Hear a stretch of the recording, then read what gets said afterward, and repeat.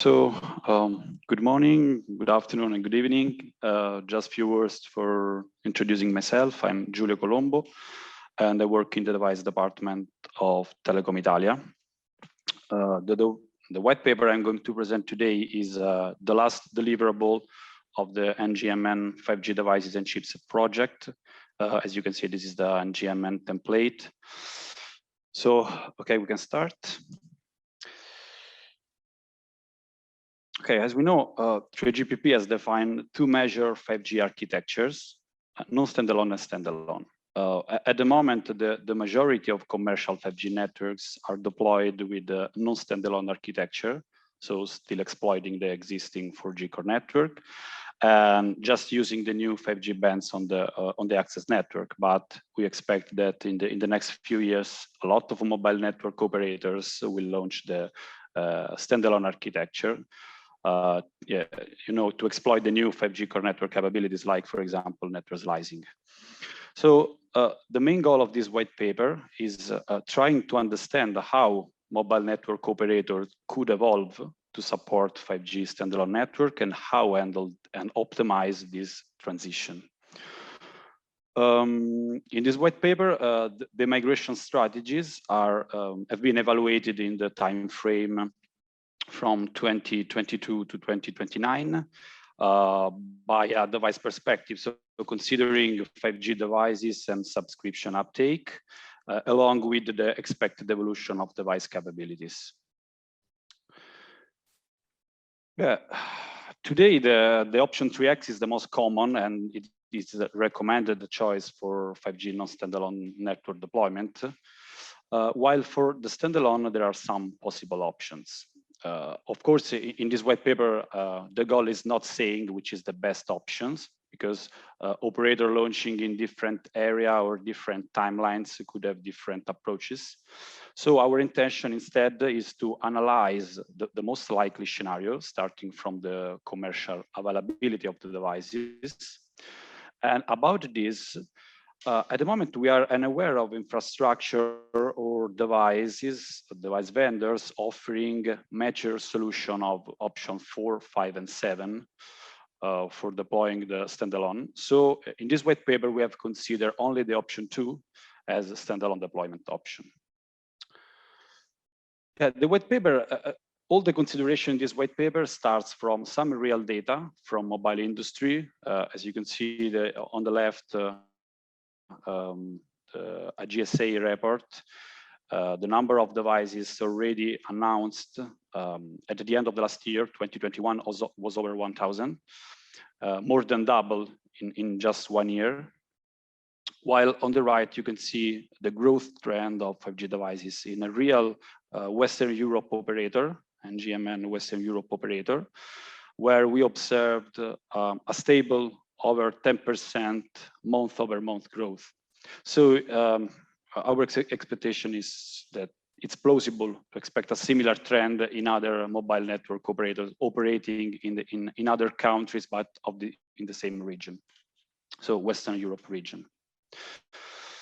Here in the slide 5, there is a comparison between 4G and 5G subscription uptake, considering the first decade after the first deployment. It seems clear that 5G growth is forecast to be significantly faster than 4G. While on the right table, the 5G capability evolution is reported. Currently, 5G devices are able to aggregate up to component carrier in our carrier aggregation in a non-standalone approach, while in standalone up to 3 component carriers. The expectation is that these capabilities will improve a lot in the next 2 years. At the end of 2024, the expectation is to have devices that will be able to combine up to 4 component carriers for carrier aggregation and our carrier aggregation in non-standalone, and even more 5 or 6 bands in standalone.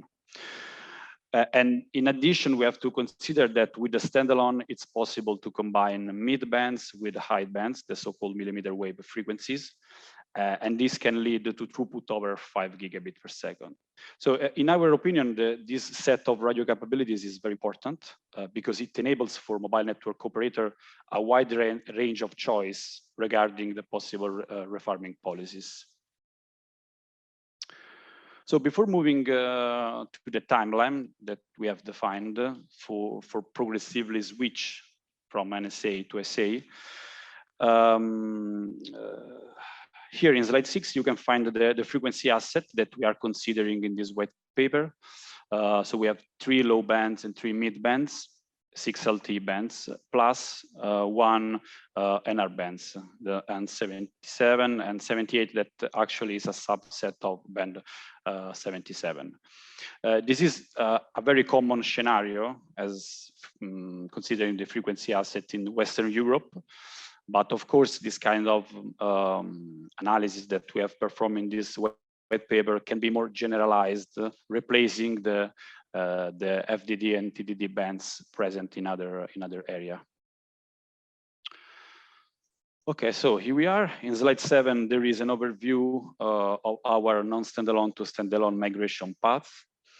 As said, the timeline has been defined considering the diffusion rate of 5G devices. This information is reported in the 3rd column.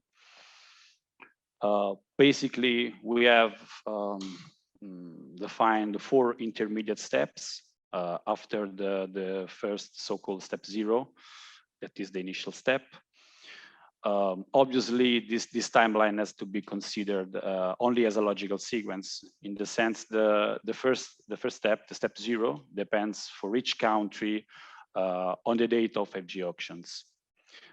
In this white paper, we are considering the 5G auctions ended in 2019 and the first non-standalone deployment starting from 2020.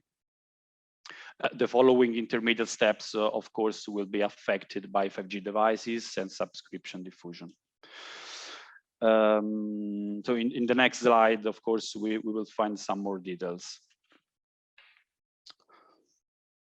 Okay, so the step 0 is, as said, is the initial step. The deployment is a pure LTE with option 1.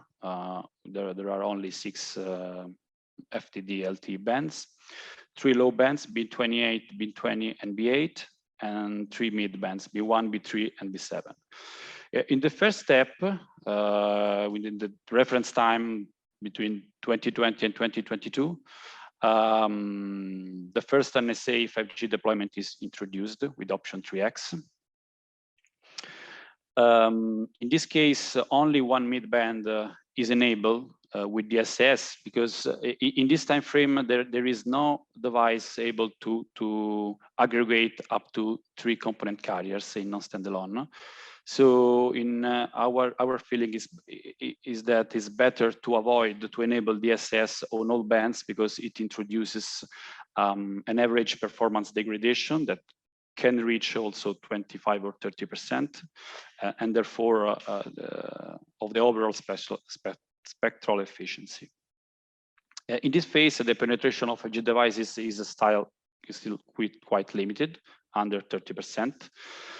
Yeah, so most of the traffic is still generated by 4G devices. Then we have the step 2, that is the most challenging, in the sense in this step, in this time frame between 2023 and 25. The first standalone network will be launched. So, but it is worth pointing out that the frequency asset reporting in DSS bands column must be intended as a superset of the actual supported band combination by 5G devices. So they only represent all the bands available on network side, because this band can be exploited by devices according to their own capabilities, 2 or 3 carrier aggregation, component carrier aggregation. But of course, some combinations may be not supported. For example, it's not easy to aggregate 2 low bands due to the intermodulation interference. So yeah, to avoid such an issue, mobile operator can also define traffic steering rules. But So in this time frame, the 5G devices should become the majority. At the end of the period, we estimated that 5G devices will be roughly the 60% of the total. So it's conceivable for the operators to enable DSS on the other bands, because mobile devices, 5G devices, will be able to aggregate up to 4 or 5 component carriers. Then moving on the step 3 is the semi-final step. 5G devices will become dominant between 80 and 90% at the end of this period. So mobile operator can start a refarming policy to reuse the LTE bands to only for NR, for standalone.